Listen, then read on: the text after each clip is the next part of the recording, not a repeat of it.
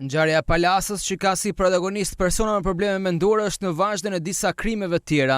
Më e fundit është vrasja e një punonjësi policie në tetor të vitit të kaluar.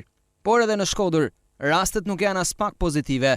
Në vitet 2006-2007 është shënuar numri më i madh i ngjarjeve të kësaj natyre duke nisur që nga Korriku, ku një person do të plagoste me thik bashortën e tij. Me 29 shtator të 2006-s, një semur mendor merr fëmijën e tij dhe largohet në drejtim të paditur për të gjetur pas shumë orësh nga policia.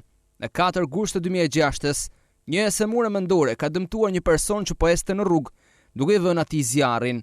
Në 2 tetor, një semur mendor i jep fund jetës së nënës së tij duke e djegur atë. Ngjarja tragjike e ndodhi rreth orës 13 në fshatin Asht të komunës së Bushatit.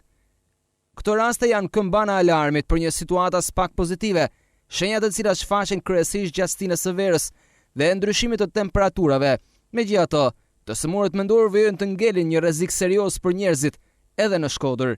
Edhe braktisja nga familjarët e këtyre personave bën që rëndimi i sëmundjes të mos konstatohet nga mjekët dhe këta persona të shndërrohen më pas në autorë të ngjarjeve kriminale që sjellin pasoja tragjike për jetën e shtetësve.